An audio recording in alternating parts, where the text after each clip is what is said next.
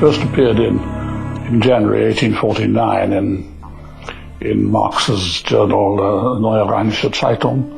Engels wrote of how the class war in Marxian terms means that when socialist revolution happens, the class war happens, there will be primitive societies in Europe 2 stages behind, because they're not even capitalist yet.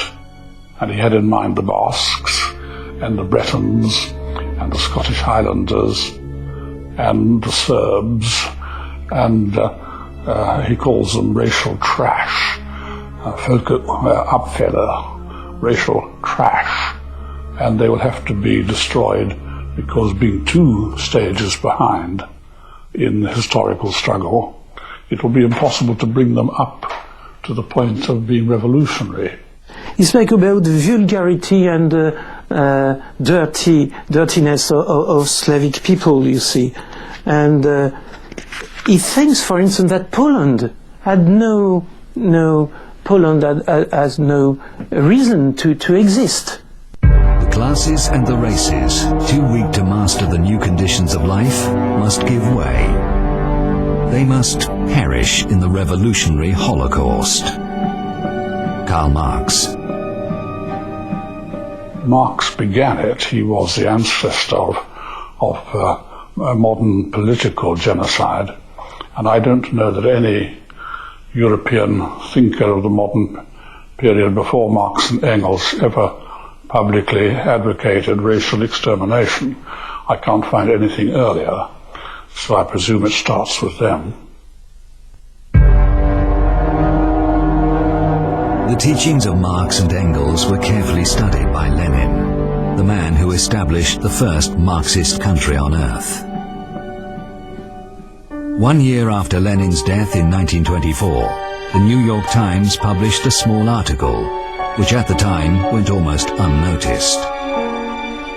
It was about some newly established party in Germany. The National Socialist Labour Party, of which Adolf Hitler is patron and father, persists in believing that Lenin and Hitler can be compared. Who's speaking? A certain Dr. Goebbels.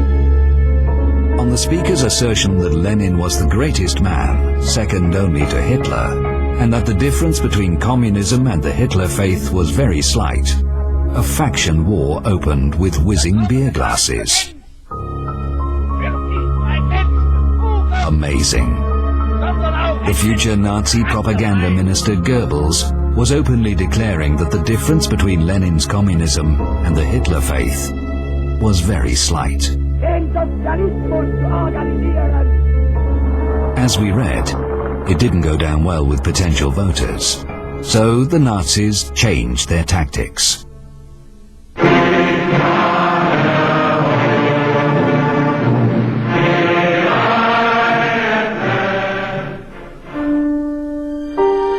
Their early campaign posters quietly disappeared. They never again publicly stressed their resemblance to communists. In the inner circle, however, the Nazis and Hitler were more outspoken. Hitler often said that he had learnt a great deal from Marxism, from reading Marx, I mean. The whole of National Socialism is based upon it, he said, meaning doctrinally based.